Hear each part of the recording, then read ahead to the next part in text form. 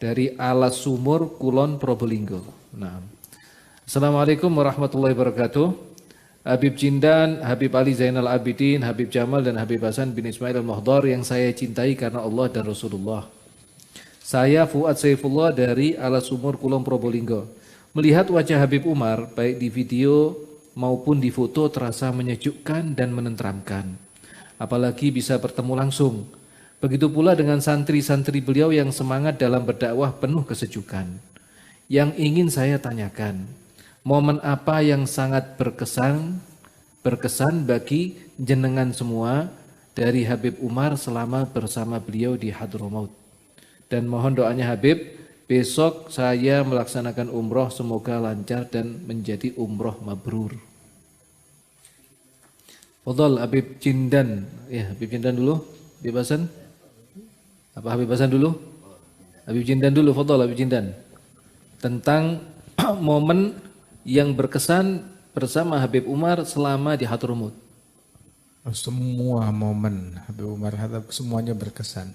Gerak-geriknya, ucapannya, hatta ketika dia menyapa kita aja pun itu semuanya berkesan dan tidak terlupakan. Tapi berkaitan dengan mimpi Rasul Shallallahu Alaihi Wasallam, Habib Umar kita nggak tahu. Saya nggak pernah dengar Habib Umar cerita, oh saya semalam mimpi Nabi begini, semalam saya mimpi Nabi begitu. Hal itu nggak pernah saya dengar dari Habib Umar, apalagi dalam kajian secara umum semacam itu. Subhanallah. Yang kita dapat dari Habib Umar, kita diajarin inkisar, diajarin nganggap diri nggak punya apa-apa, nganggap diri paling kecilnya orang, paling kerdilnya orang, diajarin suruh ngalah, suruh ini itu segala macam. Wah, itu katanya ada Sya'rani bilang, idza jani futur fil ibadah nazartu ila wajh Muhammad bin Wasi' fatazawwadtu bidzalika syahra. Itu apabila saya berasa mulai semangat ibadat menurun, berasa ada ghaflah, ada kelalaian kepada Allah Ta'ala, nggak berasa khusyuk dan kelezatan dalam ibadat, maka saya segera memandang wajah Imam Muhammad bin Wasi'. Itu memandang wajah mereka, memandang wajah Muhammad bin Wasi', itu menambah semangat ibadat saya dan kelezatan ibadah bekal buat 1 bulan, sanggup buat 1 bulan. Subhanallah. Wal Habib Umar hadza buat saya pribadi termasuk yang wajahnya, yang ucapannya itu nyemangatin kita untuk beribadat kepada Allah Ta'ala. Jangankan ngomongnya, hatta ngelihat wajahnya aja, hatta ngingetnya aja tuh membuat kita semangat buat beribadat. Atau kalau kita ngaji atau zikir kurang khusyuk, kurang kehadiran hati, ngebayangin momen-momen bersama mereka itu, datang semangat dan kekhusyuan untuk beribadat kepada Allah Subhanahu wa Ta'ala. Dan setiap momen istimewa dengan beliau itu, setiap momen. Saat kita di Hadramaut ataupun juga saat di Indonesia ataupun saat mendampingi beliau di dalam banyak perjalanan. Alhamdulillah, alhamdulillah. Dan alhamdulillah kita mengenal beliau itu dari tahun 93 saat pertama datang ke Indonesia. Ada 2 kali pertemuan dengan beliau. Pertama berjumpa dengan beliau saat datang ke tempat kakek kami, Majelis Kuitang, Al-Jad Al-Habib Ali bin Abdurrahman Al-Habsyi. Itu momen yang gak terlupakan dan beliau berceramah, berpidato di situ. Kemudian juga momen yang kedua waktu itu beliau datang pertama kali ya? Habib Umar datang pertama kali tahun 93. Tahun 93. Ini yang ngedampingin terus kemana-mana. Habib Ali. Habib Ali. Tahun 93. Loh, antum kok sudah bisa dampingi Habib Umar, sudah tahu dari mana waktu itu? Bondowoso. Oh, iya, masih ada hubungan keluarga. Sekeluarga. Iya, sekeluarga. masih ada hubungan keluarga. Gitu. Terus yang kedua waktu datang ke madrasah kami, Madrasah Jamiatul Khair, salah satu madrasah tertua di Jakarta di Indonesia. Datang ke Madrasah Jamiatul Khair, itu momen gak terlupakan. Di antara sekian puluh kelas, Al Habib Umar didampingi oleh Ammi Hadi bin Ahmad bin Hadi Segaf, Ammi Umar Maula Khayalah, dan beberapa orang yang mendampingi beliau. Antum ada juga waktu itu kah? Waktu ke Jamiatul Khair? Enggak. Di antara sekian kelas cuma masuk ke kelasnya kita. Subhanallah. Padahal kelas kita di lantai yang atas begitu. Kelas ada banyak, masuk ke kelasnya kita.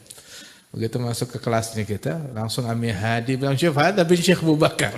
Langsung tunjuk kita, ada bin Syekh Abu Bakar, Jaddu Al-Habib Salim bin Habib bin Jindan, Abu Naufal bin Salim bin Habib bin Jindan. Begitu. Terus Habib Umar memandang kita pandangan yang nggak terlupakan penuh makna. Saya nggak tahu kenapa dipandangin begitu. Nggak tahu ini ditandain nanti hagi.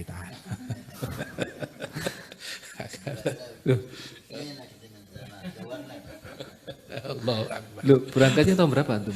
Langsung Habib Umar pulang, rombongan kita berangkat sama Habib Hasan bin Ismail. Habib Ali duluan dia. Oh iya.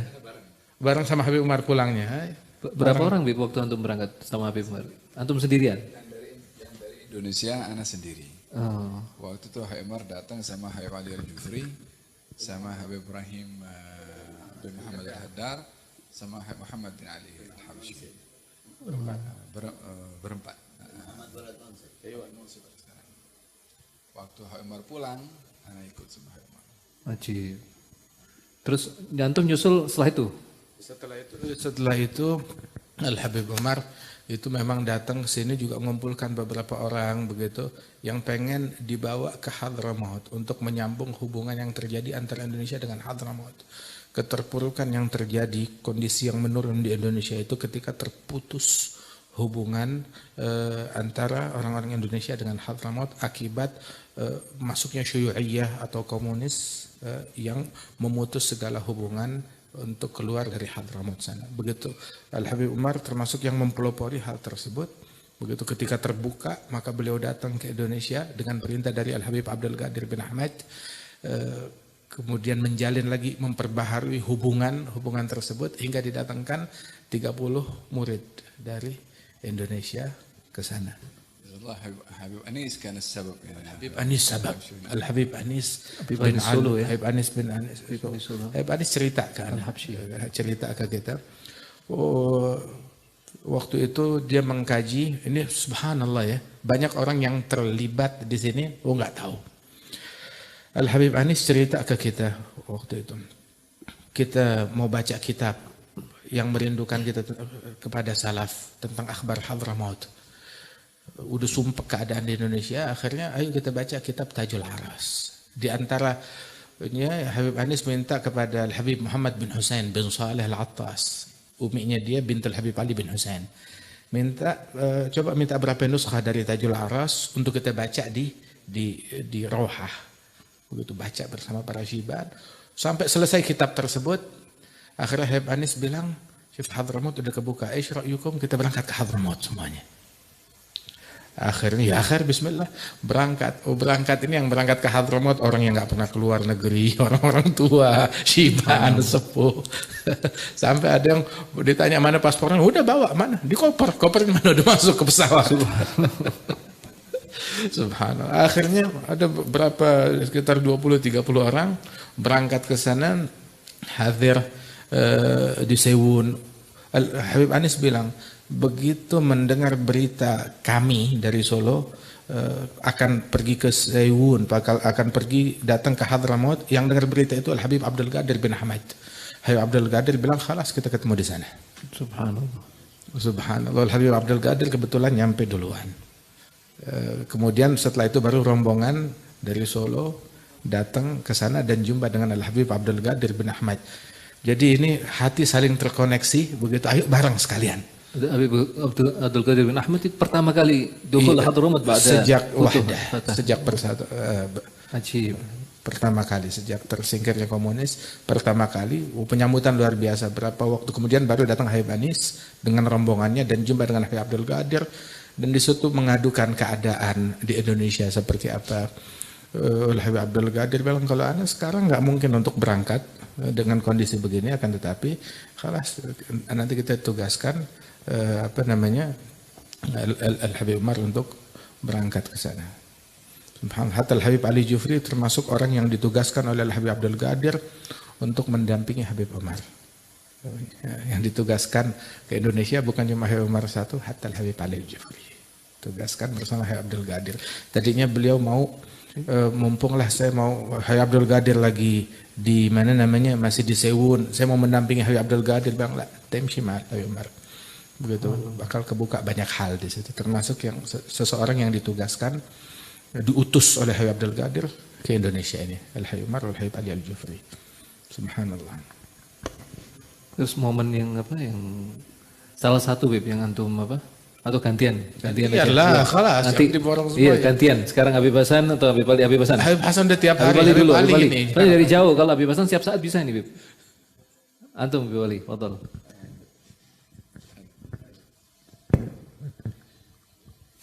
Rasanya sebelum ini Ana pernah cerita dengan Habib Hasan di acara yang sama. Riwayat Ana pergi ke Hadramut.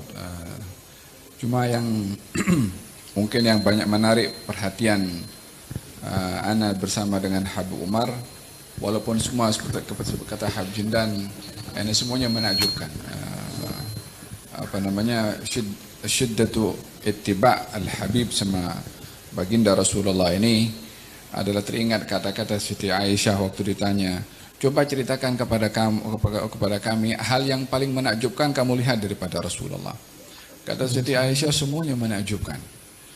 Jadi kita yang bersama dengan Habib Umar, mulai anak berangkat dengan Habib Umar itu banyak hal yang menakjubkan. Cuma yang paling anak perhatikan dan itu memberikan kesan yang dalam sama kita ya.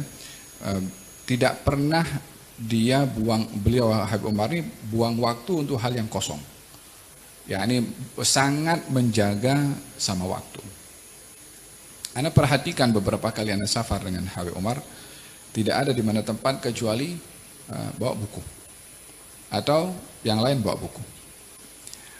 Kita berangkat sama Habib Umar dari Jakarta, dari Cengkareng, itu sambil menunggu mau masuk pasang serban, baca wirid Habib Ali Jufri, wirid Sokran, al-muhim fil matar di airport. Waktu kita masuk ke ruang tunggu, menunggu mau dipanggil apa semua, ya Allah gerak, keluarkan kitab Ihya Ulumuddin, kitab lama, masih kitab kuning, kitab Ihya Ulumuddin. Ana termasuk orang yang suruh baca, ya kita disuruh ya kita ikut saja, baca salah tidak salah apa katanya, yang penting baca dulu. Nah, gerak ya Ali kan. So Ana baca baru pas satar astur gitu. Kemudian masuk di kapal terbang, duduk sama Muhammad bin Ali. Ana di ujung satu deret sama Habib Umar. Ana perhatikan Habib Umar ini sepanjang duduk sama Muhammad bin Ali baca buku Riyadhus Shalihin, Sahih al-Bukhari, Sahih al-Bukhari. Kitab lama juga. Kalau sudah tidur baru tutup sama Muhammad bin Ali. Kalau Muhammad bin Ali tidur, Habib Umar baca sendiri dengan wiridnya. Ya, ini perjalanan itu sampai ke Jordan mungkin dalam 10 jam lebih kurang waktu itu. Jadi sepanjang perjalanan itu ya tidur ya baca buku, ya wirid, ya ngaji. Sampai di Jordan masuk itu ke hotel, ada 2 hari kita di hotel, dimanfaatkan untuk ziarah-ziarah. Adapun sholat subuh jamaah, wirdul latif, yasin, tadarusul Quran sampai syarat ya seperti Dar Mustafa sudah. Artinya teringat kata-katanya beliau mengatakan ukhrud bidaril Mustafa, ya, keluarlah kamu dengan kebiasaan yang kamu lakukan Dar Mustafa. Dan beliau sangat menjaga dengan waktu. Hadir majelis tertentu kalau ada lagha sedikit. Anda pernah temankan waktu di Mesir dulu, kalau ada datang ke rumahnya orang mungkin ketawa, kemudian orang itu ngomong yang sia-sia. Ya, agak lama. Insyid katanya supaya kasih dan langsung dipotong terus supaya majelis itu tidak kosong dari ilmu atau hal itu kitab macam itu seperti itu. Jadi beliau sangat menjaga waktu untuk diisi dengan manfaat, dengan ilmu. Mungkin itu salah satunya pengalaman yang ada dengan Al-Habib. Allahu a'lam. Jazakallahu khair Habib Ali. Habib Hasan. Seperti yang kita dengar ya, semuanya ajab, maka tidak suatu yang berlebihan menurut saya jika dikatakan Habib Umar menurut kita adalah sunnah Nabi yang berjalan. Aisyah, Sayyidatuna Aisyah ditanya tentang Nabi SAW, karena khuluqul Quran, akhlak Nabi adalah Quran. Bagi kita Habib Umar adalah sunnah Nabi yang berjalan. Semuanya sunnah, gerak-geriknya sunnah, cara pandangnya sunnah, jalannya sunnah. Kita kalau sholat Idul Adha atau Idul Fitri di Musalla Jabana, Jarak antara Darul Mustafa atau waktu pertama diedit ke Jabana itu masafah ada sekitar sampai 5 kilo kurang lebih. 2 kilo. 2 kilo kurang lebih, dan itu jalan kaki semuanya. Karena sunnah id itu sholat id jalan kaki. Itu Habib Umar jalan, kita ngejar itu sambil berlari. Kita ngejarnya nggak nerutin, sambil berlari kecil sedikit, jalan lagi kita. Habib Umar jalan seperti Nabi SAW, kita dengar dari Habib Jindan tadi, mulai bagaimana Nabi kalau jalan seperti turun di tangga. Sallallahu alaihi wasallam. Dan beliau sangat menjaga kebiasaan ibadah yang beliau lakukan ya. Sampai ketika kita pulang satu pesawat sama Habib, itu tidak salah transit di Malaysia. Transit di Malaysia sekitar sore waktu itu, jam-jam 3 gitu. Transit 1 jam, kita nggak turun. Pesawat mau lanjut ke Jakarta. Waktu itu belum sholat zuhur, belum sholat asar. Perkiraan Jakarta sampai jam 4, jam 5. Kemudian dengan aturan-aturan itu, kemungkinan sholat maghrib tidak sempat. Sampai maghrib sholat asar tidak sempat di sana. Sehingga Habib Umar nyuruh untuk izin sholat di bawah. Keluar dari pesawat, sholat di bawah, naik lagi ke pesawat. Mungkin peraturan penerbangan waktu itu dilarang untuk bagi yang transit keluar. Jadi harus tinggal di pesawat. Kita mau sholat, enggak lah, petugas kita hanya menjalankan perintah, enggak boleh turun, ya enggak boleh turun. Langsung ngomong sama Habib Al-Kifri, adzin ya Ali. Adzan di pesawat. Pakai adzan. Enggak langsung sholat di pesawat, adzan. Habis adzan masih sholat sunnah. Dibayangkan waktu pesawat, waktu yang luar negeri itu kan ada jarak, kadang-kadang ada selah. Antara bangku dan bangku itu ada selah, agak bisa orang sholat. Masih sholat sunnah qobliyah zuhur. Kemudian qomat, sholat zuhur. Kemudian sholat asar, Allah alam, sholat qobliyah asar atau enggak. Langsung zuhur. Karena jamaah akhir jangan takdim waktu itu. Takdim ya. Habis zuhur langsung asar. Habis asar masih baca wirid. Baca habis sholat itu ini duduk semua dalam pesawat ya? Semuanya dalam pesawat. Itu satu pesawat, semuanya bingung melihat ini mau ada apa ini. Sholat berjamaah, enggak sendiri-sendiri. Sholat berjamaah 30 lebih. Hampir 40 orang. Tidak kebayang. Sholat berdiri 40 orang dalam pesawat. Gimana Berdiri caranya 40 itu? orang dalam pesawat. Kok tidak kebayang ya? Gimana 40 orang? Ya. Itu 2 orang aja mau sholat susah. Ini 40 orang dalam pesawat. Berjamaah, ada qomat, ada qobliyah, ada adzan, ada qomat. Berdiri dan ngadep kiblat. Berdiri dan ngadep kiblat. Pesawat posisi diam kan? Parkir ya. Parkir, enggak jalan. Ya, tapi izin dulu ke petugasnya, bilang sholat di dalam aja. Ya, sholat di dalam begitu. Syahid gimana menjaga adzan, menjaga qobliyah, menjaga sholat berjamaah, zuhur dan asar. Kemudian duduk di kursi masing-masing baca Al-Waqi'ah, baca Hizbul Bahar yang seperti dibaca istiqamah di Darul Mustafa.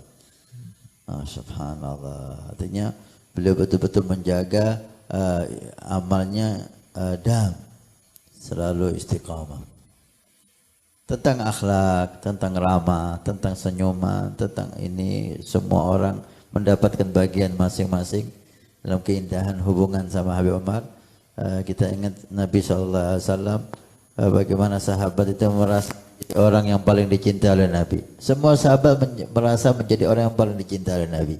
Dan kita lihat yang kenal sama Habib Umar, dekat sama Habib, mereka merasa semuanya menjadi orang yang paling dicintai oleh Habib Umar. Tiap orang merasa dirinya yang paling diistimewakan. Semuanya karena senyumannya, pandangannya, ditanya hal-hal yang sepele kita aja nggak tanya sama santri kita.